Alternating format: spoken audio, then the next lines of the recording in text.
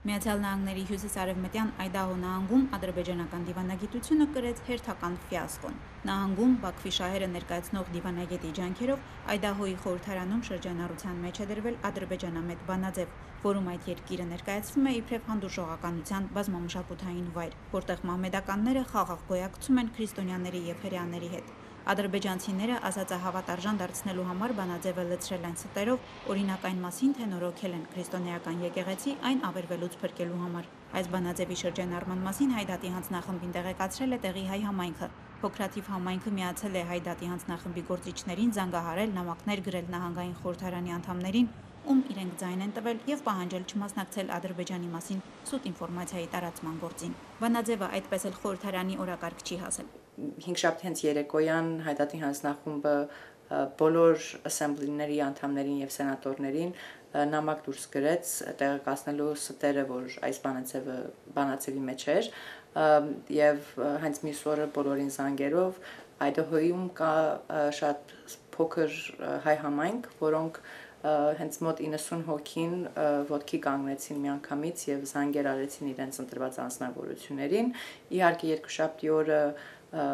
փակ էր President's Day-ի համար եւ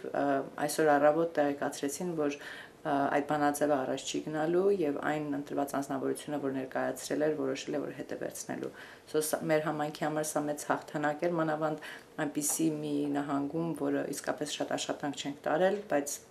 առիթ ունենք, որ առաջ տանեմ աշխատանքը։ Ամերիկացի գործիչներին խոսուն փաստերով Ադրբեջանի իրական դեմքը ներկայացրել է Այդահոյի հայ համայնքի ներկայացուցիչ Լիա Բաբայանը, ով Բաքվի ջարդերից փրկված փախստական է։ Նրա անձնական պատմությունն ու աչքի տեսածը ցնցել են ամերիկացի խորհրդարանականներին։ Նամակի մեջ նաև հայտնեցինք Ադրբեջանի պատմության մասին, ոչ թե միայն Հայաստանի հետ կապված եւ Արցախի հետ կապված, այլ նաև ինչ է կատարվում իրենց երկրում այս պահին։ Իհարկե մեր աշխատանքը այս կողմից շատ հեշտացել է վերջի տարիների ընթացքում, որովհետեւ ամերիկյան մամուլն է տեղեկություններ դուրս գրում, այս պահին ոչ թե միայն ինֆորմացիան գալիս է Հայդատի հանձնախմբի կողմից, այլ կարող ենք ցուցաբերել, որ New York Times-ը, Wall Street Journal-ը եւ այլ թերթերը շարունակ գրում են Ադրբեջանի իսկապես վտանգավոր